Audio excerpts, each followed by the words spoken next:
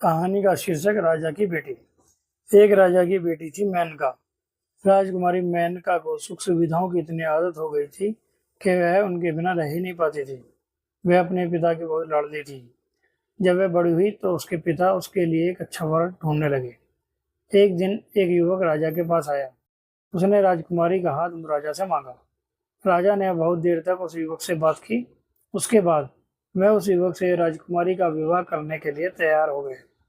लेकिन जब राजकुमारी को पता चला कि जिस युवक से उसका विवाह होने वाला है वह कोई राजा या राजकुमार नहीं है, तो उसने विवाह करने से मना कर दिया। लेकिन राजा भी आखिर उसके पिता थे। अंत में राजा की आज्ञा उसे माननी ही पड़ी। विवाह के बाद दूल्हा और दुल्हन एक गाड़ी में बैठे और अपने घर में रहने चले गए। उनकी गाड़ी बकरियों के एक फाड़े के आगे रुकी। वहीं एक झोंपड़ी भी थी। युवक ने कहा, हमारा घर आ गया है, आओ अंदर चलें। राजकुमारी को यह देखकर बेहद आश्चर्य हुआ कि उसके पिता ने उसका विवाह एक बकरी पालने वाले से कैसे कर दिया। लेकिन वह अब कुछ भी नहीं कर सकती थी।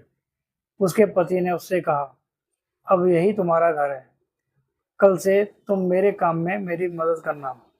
राजकुमारी को यह सोचकर भी घिन आती थी कि उसके चारों ओर बकरी घूम रही हैं, जबकि उसका पति आराम से वहां रह रहा था। धीरे धीरे राजकुमारी को बकरियों के बीच रहने की आदत पड़ने लगी। वह अपने पति की मदद भी करने लगी। कुछ महीने बीत गए।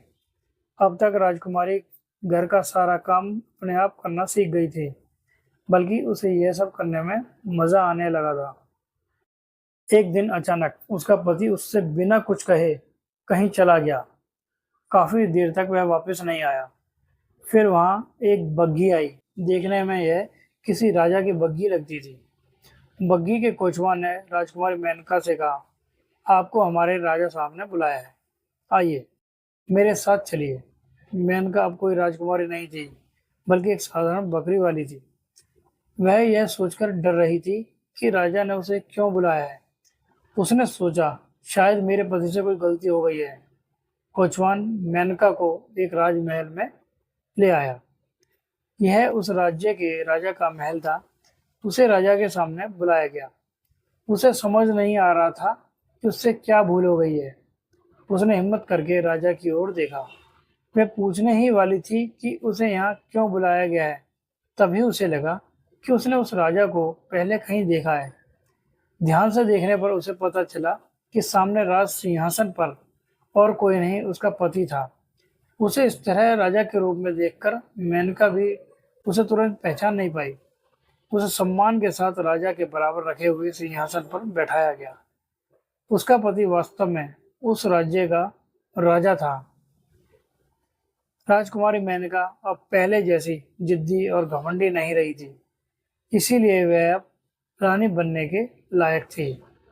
अब वह समझ गई थी कि कोई भी काम छोटा या गंदा नहीं होता। यदि आप चाहें तो हर परिस्थिति में खुश रह सकते हैं। दोस्तों, मैं आशा करता हूँ कि आपको यह कहानी पसंद आई होगी। कमेंट करके बताइए यह कहानी आपको कैसी लगी, और कृपया करके हमारे चैनल को लाइक एंड सब्सक्राइब करें और बेल आइकन दबाना ना भूलें। धन्यवाद।